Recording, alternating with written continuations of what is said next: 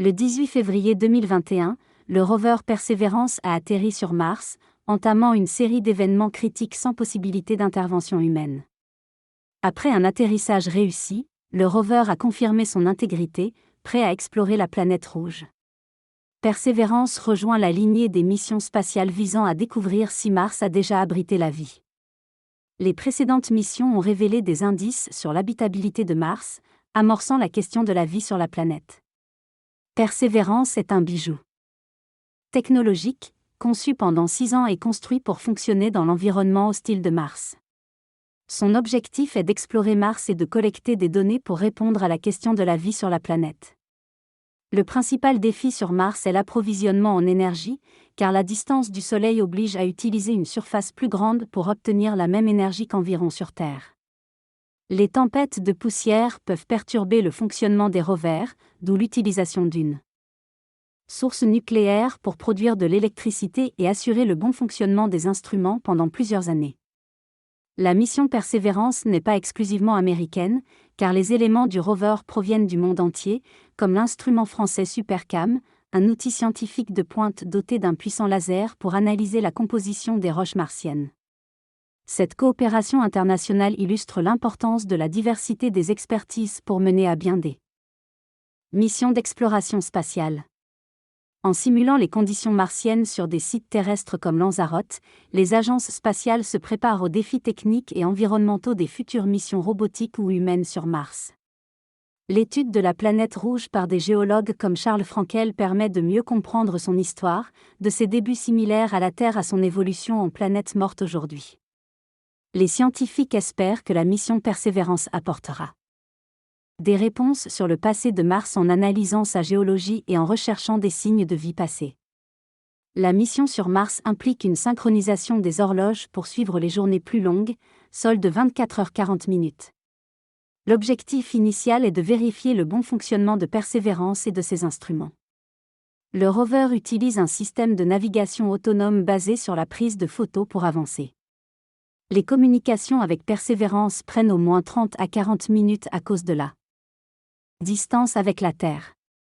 Le rover transmet ses données la nuit et reçoit ses instructions pour le lendemain.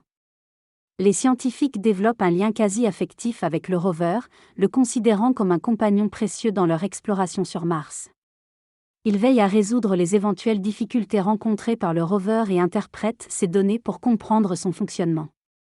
La mission vise notamment à explorer le cratère G0 sur Mars, propice à la recherche de signes de vie ancienne.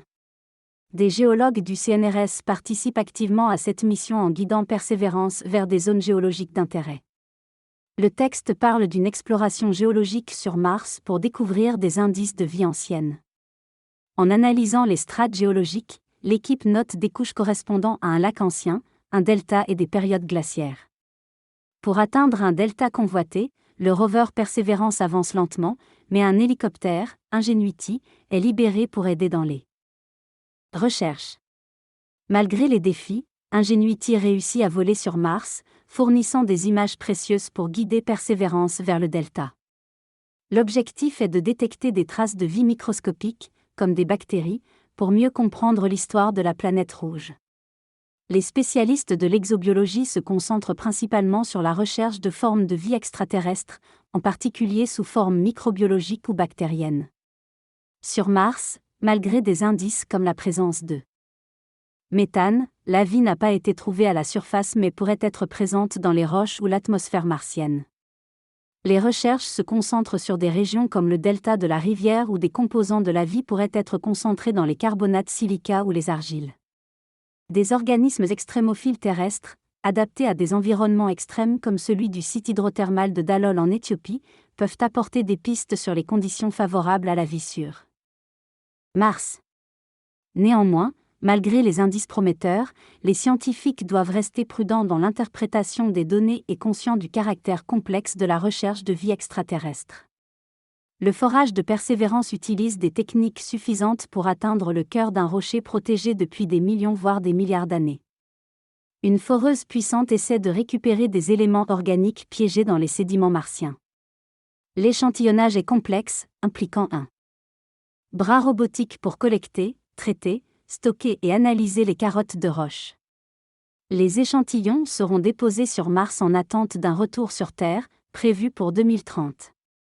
Cette mission ambitieuse vise à éviter toute contamination des échantillons par des molécules terrestres, en vue de potentielles découvertes de traces de vie extraterrestre. Les risques de contamination doivent être minimisés pour garantir des résultats fiables. La perspective d'une contamination biologique terrestre par des formes de vie martienne soulève des questions éthiques et pratiques quant au risque de ramener un astronaute contaminé sur Terre. Cependant, malgré ces défis, l'exploration humaine de Mars est inévitable, nécessitant précaution et préparation. Les missions robotisées, telles que Persévérance, sont cruciales pour démontrer notre capacité à aller et revenir de Mars automatiquement avant d'envoyer des humains. Par ailleurs, la technologie MOXIE sur Persévérance, capable de convertir le dioxyde de carbone en oxygène respirable, ouvre des perspectives pour rendre possible la survie sur Mars. Cette recherche de vie extraterrestre est d'autant plus cruciale car la théorie de la panspermie suggère une possible origine martienne à la vie sur Terre.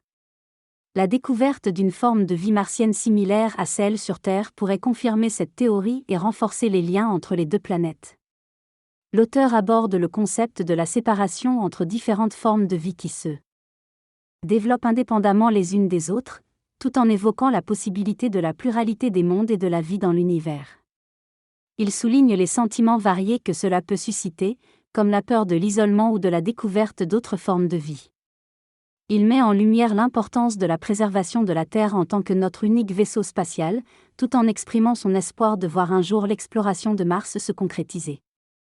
Il souligne également la valeur de la persévérance dans les recherches scientifiques, en citant l'exemple du robot Persévérance qui cherche des traces de vie sur Mars.